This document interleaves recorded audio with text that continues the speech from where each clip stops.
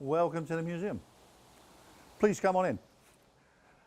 We start off in the museum here with the entrance hall, where we scrape our meagre €5 off people to come in. You'll find all kinds of things in Kev Greenhalgh's museum, like the badges of the British Army units based in Fallingbostel over the years, or the weighted cuddly toy mascot that during the Cold War East German paratroopers would throw out of a plane whenever they jumped.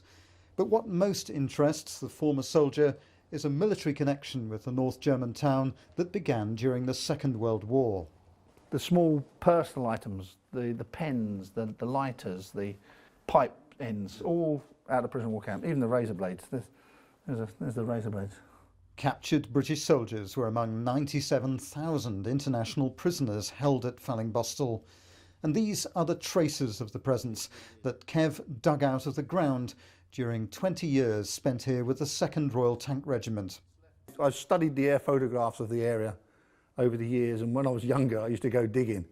I don't do it much these days because one, I don't get the time, and two, my back won't handle it. Kev's museum is an old pre-war military grain store that he now rents from the German government property agency that owns the site. It was the first place the Fallingbostel POWs headed for when they were finally liberated.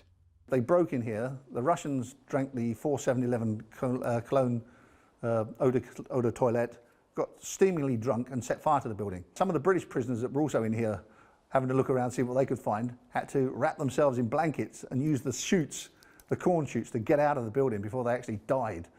Fallingbostel was one of the last German strongholds to fall at the end of the war, and Kev's unearthed much evidence of a hard-fought battle. Among the finds that have survived in the soil, tiny glass vials of pain-killing morphine, only here thanks to a self-confessed obsession with collecting. It could be stamps, it could be coins. In my case, it's anything to do with the military. And I class military as anything from the Navy, Air Force or Army, and from any country, basically. Kev has by no means personally excavated everything in his museum. He trawls the internet every day and goes to flea markets. Then there are museum visitors like the Canadian woman who donated an original hunk of bread that was her father's daily ration while a Fallingbostel POW. You've got loads of helmets. You can buy those sort of things on a flea market. You can find them in the ground, but you'll never find another piece of bread.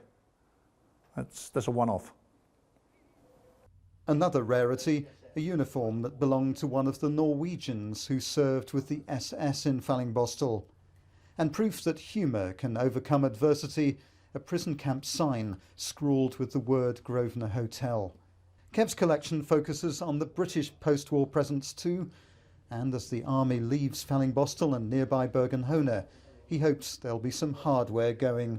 I'd love to have a tank. There's a couple of tanks over at Hohne. If they don't look after them, I shall take one away and park it outside when they're not looking.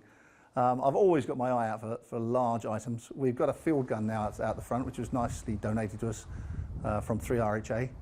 Kev expects 3rd Royal Horse Artillery's gun and everything else in his museum to survive long after the British leave Fallingbostel next year.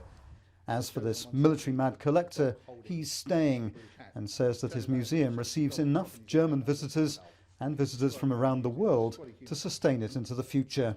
I'm going to be buried here and scattered on the roof, so I'm not going anywhere. Rob Olver, Forces News, Bad Fallingbostel in Germany.